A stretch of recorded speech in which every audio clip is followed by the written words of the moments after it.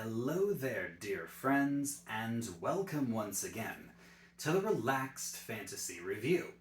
Today, we're going to be finishing our series on spellcasting with the Masters of Magic, the Wizards. Wizards have the biggest spell list in all of the game, and get the most spells throughout the game as they just add them to their spell book as the game goes on. Their spells are pretty much their entire character. And here we sit at the top of the mountain, level 17, and you have finally achieved your lifelong goal of reaching 9th level magic. You open your spell book and you're ready to learn your spells. What spells do you choose? How can you possibly choose when you've got all of this power at your disposal? Well, I've prepared a top 5 list of spells that cover a wide range of uses, some of the greatest spells in all of D&D. Starting at number 5, we have the most blastery spell that any evocation wizard would be happy to have, but honestly, any spellcaster would love to have this: Meteor Swarm. Meteor Swarm summons 4 giant meteors, 40 feet in diameter, and you can target 4 different spots with them. Creatures under the meteor have to make a dex save. It does the most amount of damage of any instantaneous spell in the game. 20d6 of bludgeoning and 20d6 of fire damage to any creature under the meteor. Half as much on a dex save. That's 40d6 total, which means on a failed save, they're taking an average of 140 damage. There's a lot of creatures, a good majority of the monster manual, that'll just die from a Meteor Swarm, even if they make their save. And if they fail it, that knocks out a whole bunch more. Any beast, you could take out an army of T-Rexes with this spell. But lots of other creatures, that you can really do the most damage with Meteor Swarm that you can with almost any spell. Is it super tactically sound? I mean, as long as you're not under it, yeah. You can take out armies this way. You can take out cities, destroy buildings, etc. It's just really the ultimate form of power, summoning meteors from the sky. Any wizard would love to do that. But let's say that you need to do the opposite of do damage. Let's say you need to take damage. Wizards are known as some of the squishiest characters in all of D&D. Let's say you have to fight in close combat. How do you survive? Well, that's easy. Number 4 on this list is Invulnerability. This is a wizard-only spell, so this is something that only the squishy wizards get to use, and it's so good.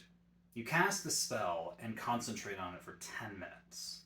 While you're concentrating on it, you cannot be harmed by damage, as in damaging spells, weapons, traps, other effects.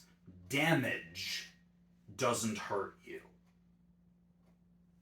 That's it, really. Damage doesn't hurt you. You can't lose HP through damage. You can still have status effects. You could still be paralyzed, stunned, poisoned, blinded, deafened. All those things could still happen to you. You just can't be hurt as long as you keep your concentration. And since damage is usually what knocks you out of concentration, you'll probably be fine. I've heard the argument before that a wizard with this spell could easily take down a barbarian, a raging barbarian, or a level 20 fighter, or any creature that, lives and breathes how much damage it can do. Wizard doesn't fear them anymore. They can just walk up with a dagger and just stab them for, 100 rounds. And they'll probably, if they don't kill the creature, at least get pretty dang close. It really makes the wizard an interesting play to just walk out with no strength or dex and just say, I'll fight, and then they can't die. It's really cool. But let's get back to some real magic. Number 3 on the list is Foresight.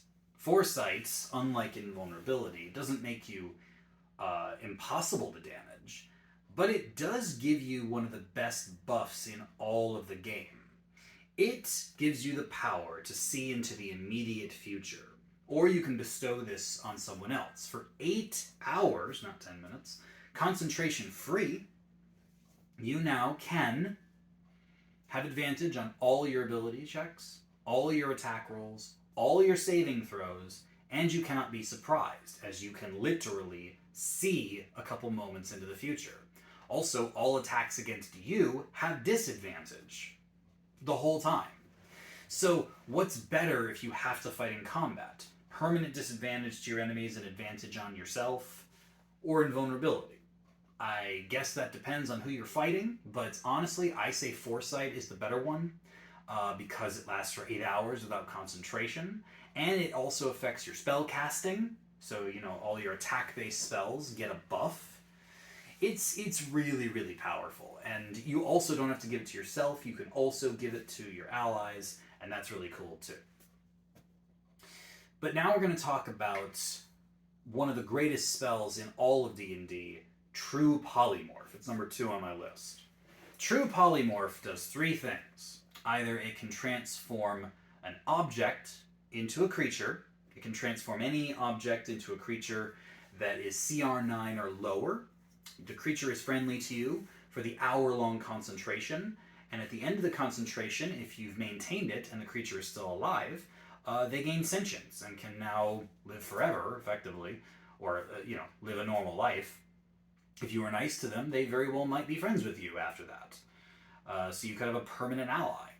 And CR 9 is not a bad one to summon. That's a pretty high power rating. You also can turn creatures into objects, as long as it's not an object bigger than the creature was. One of my favorite ideas is to turn creatures into statues of themselves. And again, if you focus on it for the entire hour, they remain permanently that. So, and if they then drop to 0 hit points, they go back to their creature form with no memory of the time they spent as an object. So that's a fun roleplay idea, to turn like the dragon you're fighting into a statue of a dragon, and then it just stays that until someone decides to try to break the statue for some reason, and then it turns into a real dragon again. Holy crap. But arguably the most powerful use of the spell is to transform a creature into another creature. You can do this to yourself or to others, and you can transform into a creature of your level or lower in CR rating. So at level 17, when you get this spell, you can turn into lots of powerful things. Demons and devils, angels and celestials, beasts, dragons, aberrations, monstrosities. Just open the monster manual and take your pick.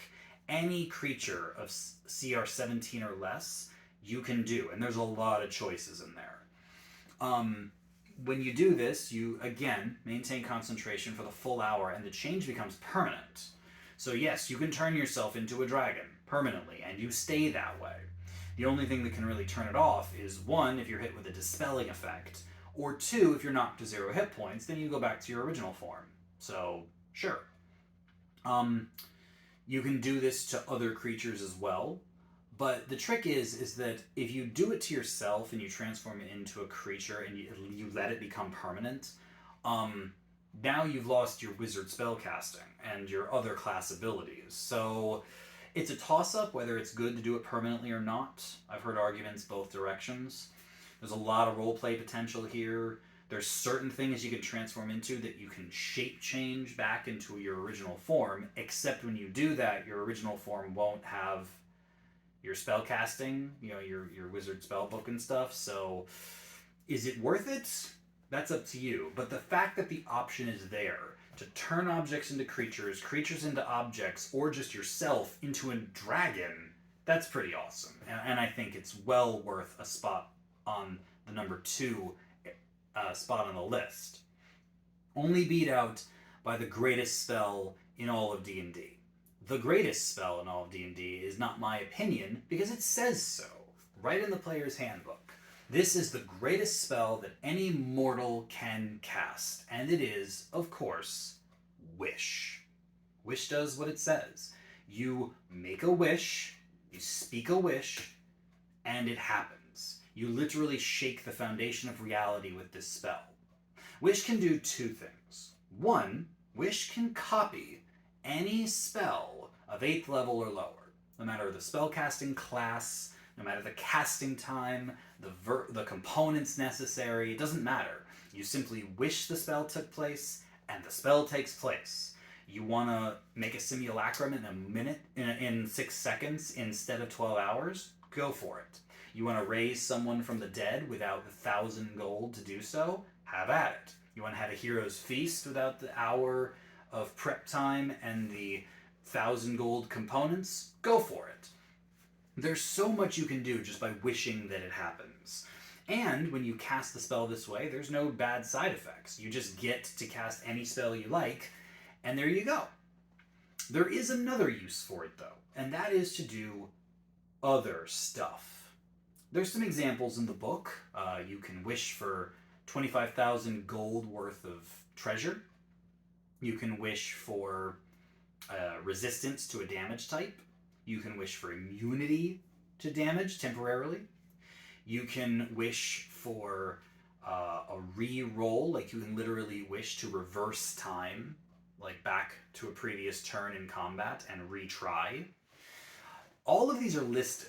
And then it also says you can try other things. If you want to wish for a legendary item or the death of an enemy, go for it. You can try that. The problem is that doing so could have consequences. You see, it says right in the spell that a DM can decide that a wish is either too powerful or too complicated and can simply fail. The DM always has the say over what wish will do. But also, the more powerful the spell, the more powerful the monkey paw effect. A monkey paw is a concept where you wish for something and you get it, but you haven't foreseen the consequences of it. The book also gives some examples of this.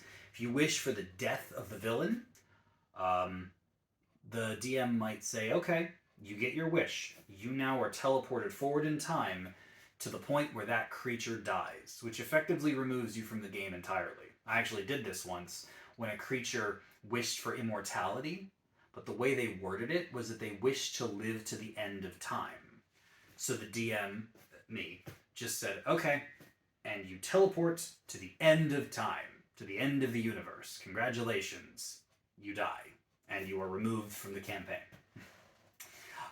Or you could also wish for a legendary item, but that item or artifact might be somewhere in the possession of someone else, and rather than the item being teleported to you, you could be teleported to it, and whoever has it at that moment in time, which could prove problematic for you.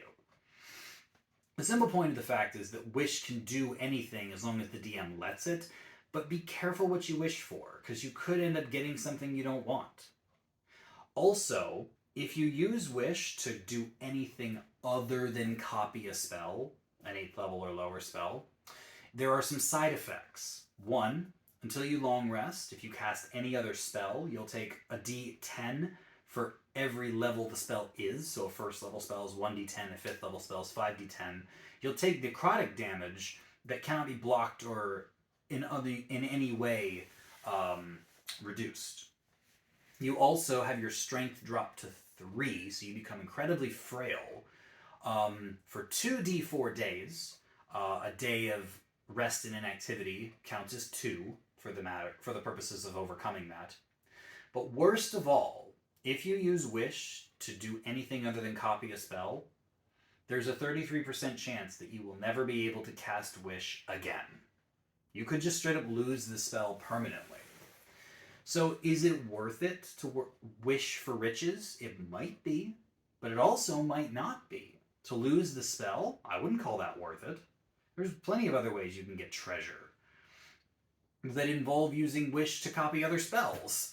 There's so much you can do with the 8th level and lower spells, and wish gives you access to all of them at will, once per day.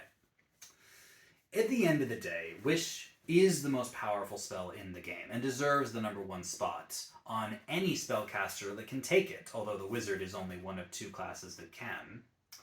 The wizard uses the wish spell to shape reality to his own liking. What will that liking look like?